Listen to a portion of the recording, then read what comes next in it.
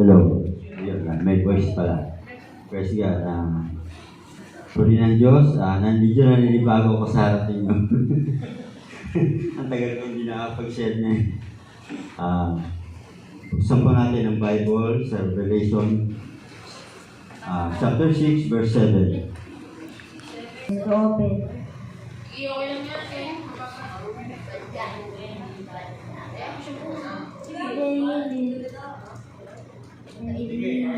Pakibasa po. Tell the one head to feel is the belt. This say to come and say and look. Ano? And opened the fourth seal, and I heard the voice of the fourth beast say, "Come and see." 8. And I looked, I behold the pale horse, and his name that sat on him as death, and there followed with him, and a power was given unto them over the fourth part of the earth, to kill with sword, and with hunger, hunger and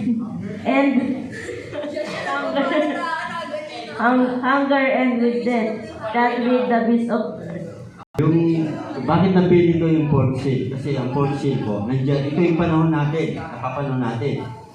Yung kung ano yung misahe natin sa panahon ngayon, dito bagay na. Dito po, magmamanifest dapat yung misahe natin, yung ministry. Diyan po natin ilalaban yung sa panahon natin ngayon, yung misahe dala-dala natin. Yung ginagawa natin ng mga LCM, sinabi ni Ricky, yung pag-aasawa, diyan natin po mamanifest yung mga misahe na natanggap natin sa ating panahon. Pagkat maraming church ngayon na wala tayong makikita misahe ganon. Pero tayo sa panahon natin ngayon, dapat yung misahe na yan magmanifest sa buhay ng mga young people at sa mga magulang sa buong pamilya dapat. Kaya nga, bakit maputla? Kasi po, yung maputla, pinagsak pong puti. White na lang. W. Tapos, ano pa? Red. Black. Ang labas po nito ay maputla. Pale horse. Yung nasa taas.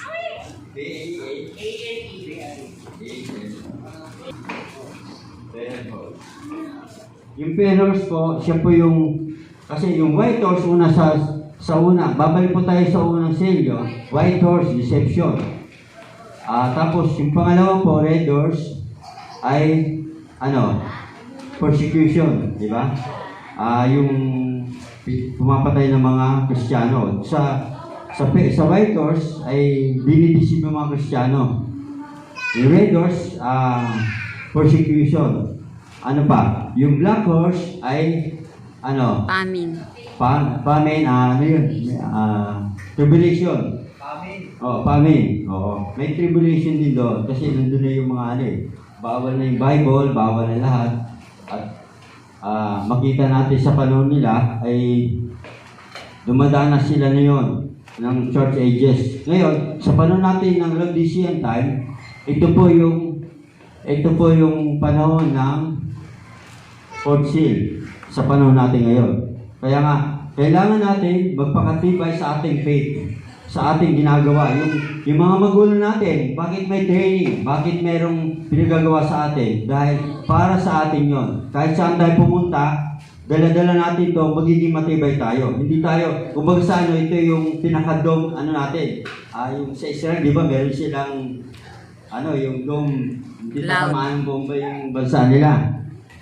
Tayo naman, ito pong misahe dala natin, ito yung kahit dumating yung mga tukso, pagsubok sa mga young people o sa mga pamilya natin, ay hindi tayo mahuga. Kasi meron tayong proteksyon ng Diyos.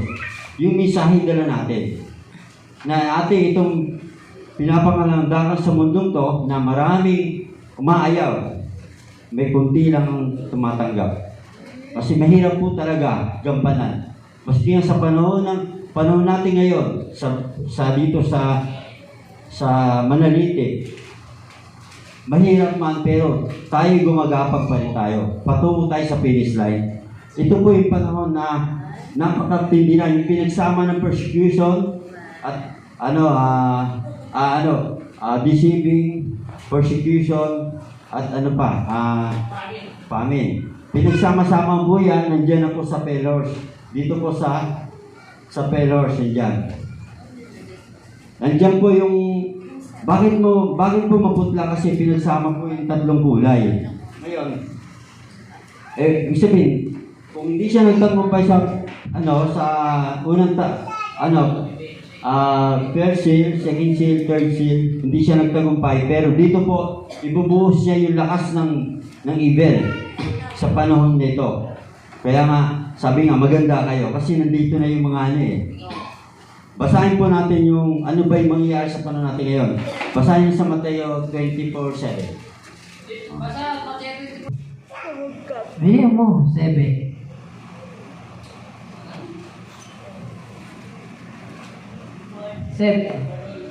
Nation shall rise against nations, and kingdoms against kingdom, and there shall be famines, and pestilence, and earthquakes in diverse places. O di ba natin yan? Marami pong nakaambang na gera mangyayari sa panahon natin ngayon. Kagaya North Korea, saka South Korea, Japan, medyo nagkakaroon na tayo ng At meron pong mga bansa pa na kagaya ito sa buong mundo na to, yung COVID-19, di ba?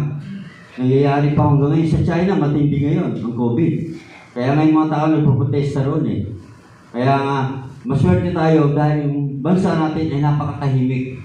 Hindi po nauuga. Kasi bakit? Kasi marami pang Kristiyano rito. Nandito po yung bansa natin. Kaya hindi tayo gaanong uga doon sa mga pagsubok na yan. Ay marami pong kumikilala sa Diyos at tumatanggap. Kasi yung panalangin ng bawat isa ay nakakatulong po yun, mga kapatid. Yung panampalataya natin bilang isang Kristiyano, nakakatulong din yan para mag-preserve yung ating bayan. Kaya nga, maski ang Israel, nakita natin, kita mo, powerful silang bansa. Kasi sila ay pinili ng Diyos. Malapit na sa kanila magbukas yung biyaya. Pansamantala nagsirado, tayo, pasirado naman sa atin, ang Laodicea ay pasirado ng biyaya. Kaya nga samantalahin natin ito. Bakit? May mensahe kasi tayo. Dapat natin itong pagsumikapan. Bawat maliliit na titik, dapat natin itong sa puso natin ipamuhay. Yung mensahe natin. Kaya nga, yung kita natin yung yung COVID-19, maraming namatay po. Sa India, ang dami namatay ng panahon na yun. Alam ko, hindi lang itong mangyayari, hindi lang pa yung COVID. May mangyayarating pa ng mga salot sa mundong to. Yung Euphrates, ano ba yung pangalan ng river ngayon? Euphrates River. Oo. Yung natuyo na ngayon. Pero hindi pa siya natuyo ngayon dahil nga ipinakita ng Diyos kasi ang mga Kristiyano noong araw, hindi sila naniwala, yung mga tao na hindi naniwala sa Bible, akala nila yung river ay nasa Bible kasi na matutuyo ito. Pero natuyo ngayon. Nakita nila, matutuyo pala. Pero hindi pa lahat natuyo. Matutuyo yung pagdating ng panahon. Tandaan natin, baka dugo na ang kapalit niyan doon sa lugar na yan. Kasi nga, magkakaroon ng gera lahat. Yung mga river na yan ay mapupuno ng dugo ng tao. Kaya nga, Yes. yung mga nangyayari ngayon ay nasa Bible lahat. Patunayan natin na matibay po yung Bible, na maski yung mga scientists nakikita nila yung Bible ay nandoon yung mga nangyayari sa panahon natin ngayon. Kaya huwag tayo mag-alinlangan dahil nandito tayo sa katotohanan. Dahil dapat na yung lalong maging matibay sa ating panampalataya. Basahin po natin sa Revelation. Basa po tayo sa Mateo 24:24. Basa po. Wonders, in so much that if it were possible, they shall receive the very elect. Ayun, nakita natin. Mas yung mga Kristiyano, ay pwede niya i-deceive, Okay? Pwede niyang lansehin na pwede tayong mabawasan kasi nga, yung pipisalain tayo ng failures na yan. Dala-dala niya yung deceiving, lahat persecution tsaka famine. Dala niya lahat yan. Kaya nga, gagawa ng paraan para po tayo ay makalas ka sa mensahe. Unang-una, doon pala sa cellphone na dala mo, yung ka natitirahin ng kaaway. Hindi ka mamamatay literal. Wala nang patayan na literal. Pero, spiritual mapatayin tayo. Paano po? Yung mga cellphone, may mga laro dyan, ML, lahat ng mga nandyan, mga pornography, makikita natin. Yan po ang papatay sa bilang Kristyano natin. Bilang isang Kristyano. Yan po yung maputla na kaganapan sa buhay ng mga tao. Bagamat, alam mo, kita natin, maski ngayon basurero, may cellphone, di ba? Kita mo, may load pa yan, Pagkatapos niya mamulot ng mga tatabi sa gilid yan, maglalaro ng ML yan. Maglalaro po ng mga games. Doon tayo kahit ang Kristiyano, pwede tayong deceive. Kasi ang religion, alam na natin ang totoo di ba? Pero hindi natin nalaman yung mga napapanood natin sa cellphone, ayan po magpapaligaw sa atin. Hindi na po yung doktrina kasi hindi na tayo tatamaan ng doktrina Alam natin yung doktrina Kaya ang cellphone na dala natin, minsan mas ma-advance pa yan ng mga cellphone, makita natin, di ba?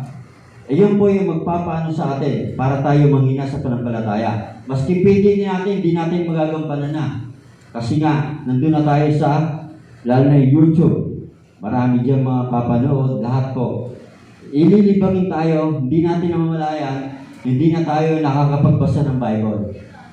At maski manalangin, wala na po. Pagising natin, hanapin kagad natin cellphone, dapat Bible Noong araw, pagka, di ba, Bible lang.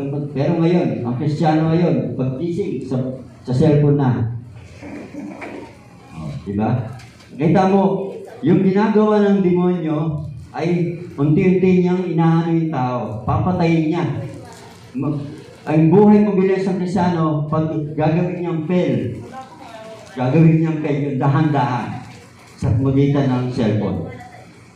Kaya nga, kung tayo bilang wise man, isang wise man ka dapat ay gamitin mo sa salita ng Diyos, yung mag-share ng Word of God.